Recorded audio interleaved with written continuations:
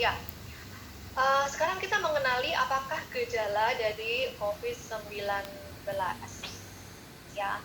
Nah, gejalanya itu memang hal yang biasa gitu ya, yaitu demam, kelelahan, batuk kering seperti gejala flu. Beberapa sakit kepala dan sakit badan, pegel-pegel gitu ya, hidung tersumbat sampai hidung meler, sakit tenggorokan dan diare. Nah, ada beberapa ilmuwan yang memberikan gambaran kepada kita itu pada hari pertama ketika kita kontak dengan orang yang terpapar itu akan mengalami respon yang sederhana yaitu bersin-bersin. Setelah itu pada hari kedua biasanya mulai batuk dan nyeri tenggorokan. Dan hari ketiga keempat mulai demam. Hari kelima itu sampai hari ketujuh itu demam dan mulai sakit kepala, kemudian sakit tenggorokan, bahkan serak, suaranya itu serak karena memang ada peradangan seperti itu. Nah, gejala-gejala ini umumnya ringan, terjadi nggak terlalu yang mendadak gitu ya, dan terjadi secara perlahan. Beberapa orang yang terinfeksi tapi tidak mengalami gejala dan merasa kurang sehat. Beberapa orang itu maksudnya merasa baik-baik aja seperti itu.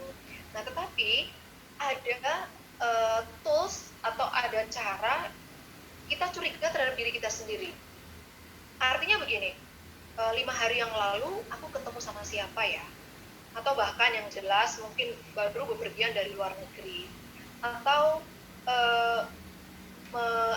melakukan perjalanan ke kota di mana kota itu sudah dinyatakan endemi corona. Nah, sebenarnya kita sendiri bisa melakukan pengawasan melekat sebenarnya ya. Tetapi seringkali ada banyak sekali hal yang membuat kita itu menjadi tidak pede untuk menyatakan atau tidak jujur terhadap diri sendiri gitu. Ini penting sekali Bapak Ibu karena kejujuran itu akan menolong kita dan menolong orang lain. Salah satu contoh kejujuran adalah kita mesti tahu diri. Misalnya saya demam, mungkin saya tidak terpapar oleh orang yang terkena penyakit corona ya. Tetapi ketika saya keluar, ketika saya ada di tempat umum, saya bisa terserang sendiri. Artinya ketika daya tahan tubuh saya drop, maka saya menjadi orang yang rentan tertular. Orang mungkin yang menularkan saya tidak ada gejala, tetapi dia sudah ada masa di dalam masa inkubasi. Nah, ini yang perlu kita waspadai, tetapi tetap tenang, tidak panik, tetap waspada seperti itu.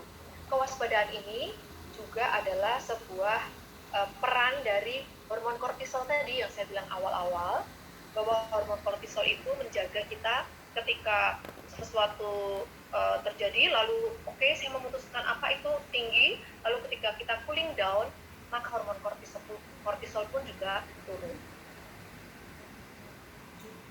Ya, kita masuk ke slide berikutnya.